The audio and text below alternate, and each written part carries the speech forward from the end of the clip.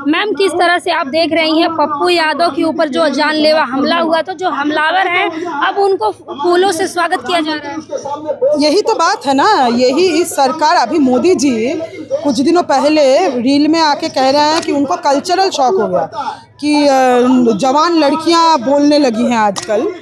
तो ये जो कल्चर है, गुंडई का कल्चर, आज पप्पू यादव के ऊपर जो जानलेवा हमला कर रहा है, सरकार उनके ऊपर कार्रवाई के जगह उनको फूल माला बरसा रहा है। हमें याद है अखलाक का जब मौत हुआ था इस देश में, जो पहला मॉब लिंचिंग का घटना मास्क के नाम पे पीट के मार दिया गया था अखलाक को। उनके हत्यारों में से एक का जब नेचुरल डेथ हुआ, उनको भारत के तिरंगा से उनको सम्मानित किया था यही भाजपा सरकार ने। हमें याद है कठुआ में जब 8 साल के बच्ची का बलात्कार और मौत हुआ था कश्मीर के कठुआ में, बलात्कारी के आरोपी के पक्ष में हाथ में तिरंगा झंडा लेके भाजपा के लोग जुलूस में उतरे थे। हमें याद है उन्नाव के अंदर जब एक लड़की ने भाजपा नेता कुलदीप सिंह सेंगर के ऊपर बलात्कार का आरोप लगाया, तब उन्नाव के अंदर भी भाजपा वाले बलात्कारी के पक्ष में जुलूस कर रहे थे। और सिर्फ इतना ही नहीं, जो आरोपी है, जो महिला है, उनके पिताजी का हत्या कुलदीप सिंह सेंगर ने किया और इसका इजाज़त दिया गया। आज हम देख रहे हैं कि जो बृजभूषण शरण सिंह हैं, जिनके ऊपर देश के महिला पदक जीतने वाली महिला पहलवानों ने यौन उत्पीड़न का आरोप लगाया, आज उनको बाइज्जत बरी किया गया है, क्योंकि पुलिस जिसका काम है इन्वेस्टिगेशन करना, वो बृजभूषण शरण सिंह को बचाने में लगी हुई है। तो ये तो गुंडा और मवालियों का सरकार है, जिनका काम है नफरत फैलाना। हम देख रहे हैं 2014 से इस देश में मॉब लिंचिंग को नॉर्मलाइज किया गया। बिल्किस बानो के गुजरात दंगा में जिनके साथ गैंग रेप हुआ और उनके बलात्कारियों को माफीनामा गुजरात सरकार ने उनको जेल से पहले रिलीज किया गया, भाजपा द्वारा चालित गुजरात सरकार ने ये काम किया। तो बलात्कारियों को माफ करना, दंगाबाजों को माफ करना, मॉब लिंचिंग नफरत वाले में जो पाए गए हैं उनके ऊपर तिरंगा लपेट देना, पप्पू यादव जैसे अपोजिशन लीडर के ऊपर जो हमला करे उनको, अभी कुछ दिनों पहले ये भाजपाई गुंडे महुआ मोइत्र के ऊपर अंडा फेंकते हुए पाए गए। तो ये क्या सरकार चलाएंगे? ये तो खुद गुंडे हैं। मतलब हमारे गृह मंत्री जी वो तड़ीपार के नाम से जाने जाते हैं। वो जब गुजरात में मंत्री थे उस समय वहाँ पे कत्लेआम हुआ था। ये वो लोग हैं जो जनता के सारे अधिकारों को छीन के, जनता के प्लेट से अंडा छीन के, बच्चों के मिड डे मील से अंडा छीन के, किसानों से उनका रोजी रोटी छीन के उनको नफरत परोसती है। ये चाहते हैं कि व्हाट्सएप में नफरत जाए और नफरत से लोगों का इनका धंधा चलता रहे। तो यही बात है। मैम, पुलिस को कार्रवाई करना चाहिए था जिन्होंने पप्पू यादव के ऊपर हमला किया, लेकिन उल्टा उनको स्वागत किया जा रहा है। वही तो बात है, पुलिस का काम क्या? मैं वही तो कह रही हूँ। आप जंतर मंतर में घुसिए, अभी आप घुसिएगा तो आपको पूछा जाएगा कि कहाँ से आए हो, ये दिखाओ वो दिखाओ।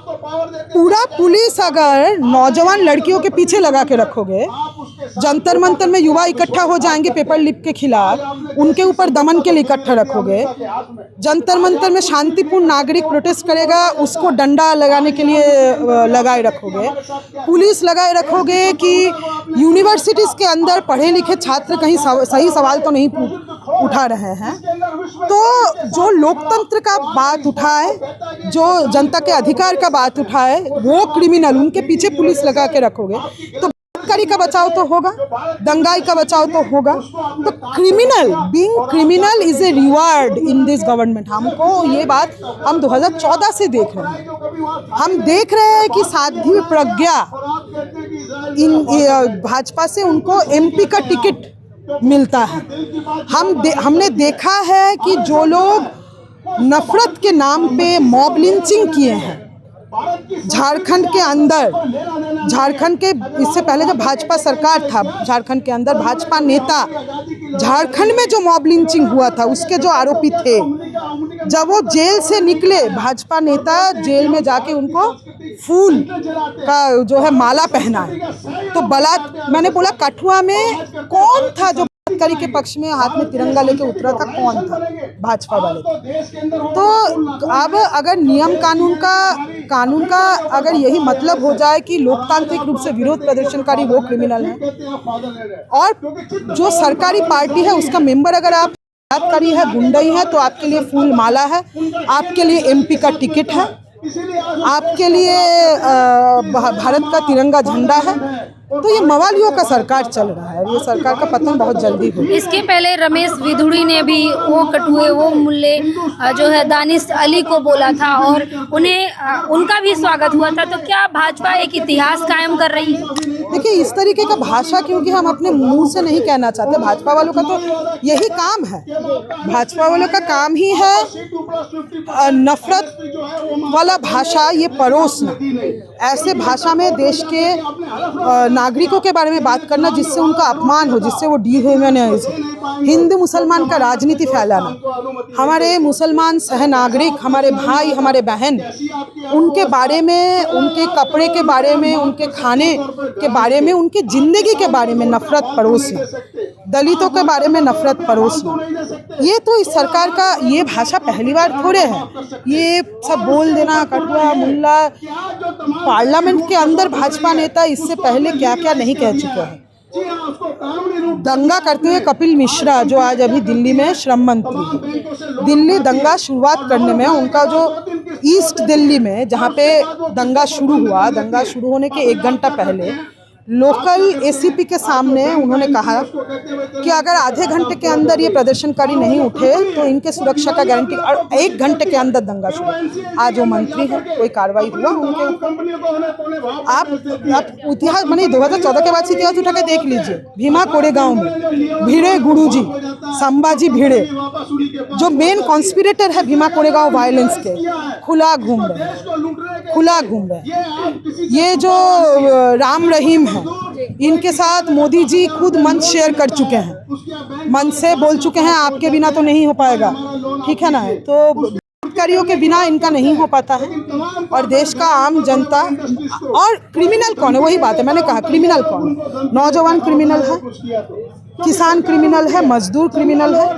आज जंतर मंतर में फेशियल रिकॉग्निशन टेक्नोलॉजी वाला गाड़ी किसने इजाज़त दिया? मैं देश का नागरिक हूँ, मैं कहीं भी आऊँ कहीं भी जाऊँ, मेरा चेहरा किसी सरकारी खाते में दर्ज होगा, इसका इजाज़त क्या मुझसे लिया गया? कौन से कानून के तहत? जो जंतर मंतर में घुसेगा उसका चेहरा सरकारी खाते में दर्ज है।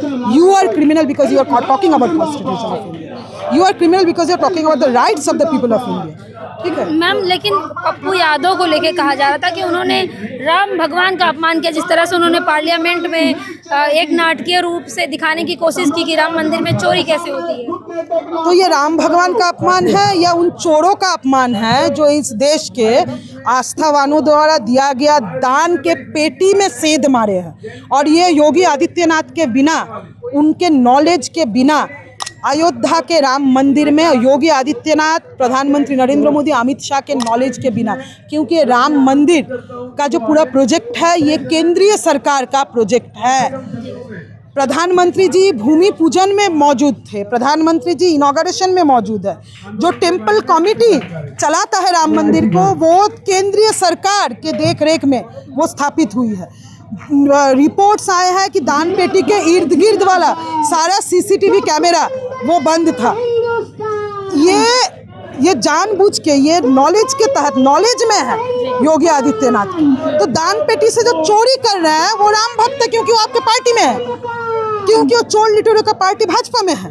और दान पेटी के में चोरी के खिलाफ जो बोल रहा है वो राम का अपमान कर रहा है। ये क्या मजाक चल रहा है? राम का अपमान तो बैठ के राम को इन्होंने धंधा बना लिया है। इसीलिए कहा जा रहा है उनके ऊपर हमला भी हुआ, फिर देखिए हमलावर का स्वागत भी हुआ। हमला करने वालों, अगर हमला करने वाले भाजपा से है तो उनको हमला करने के लिए कोई कारण नहीं चाहिए। मैंने कहा ना कि जो सोच इस दुनिया के, इस धरती से 500 साल पहले मिट जानी चाहिए थी, मनुवाद का सोच भाजपा, पितृसत्ता का सोच भाजपा, बलात्कारी के पक्ष में बोलने का सोच भाजपा, जो ये सोच है कि महिलाएं चुपचाप सहती रहें, बोले ना, ये तो आज से 100 साल पुरानी सोच है।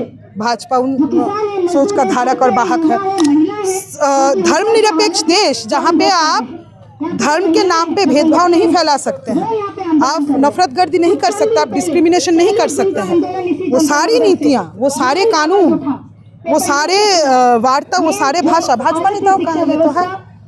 तो ये तो मनुवादी, जातिवादी, संविधान विरोधी, देश विरोधी ताकत इस समय देश की सत्ता में काम है।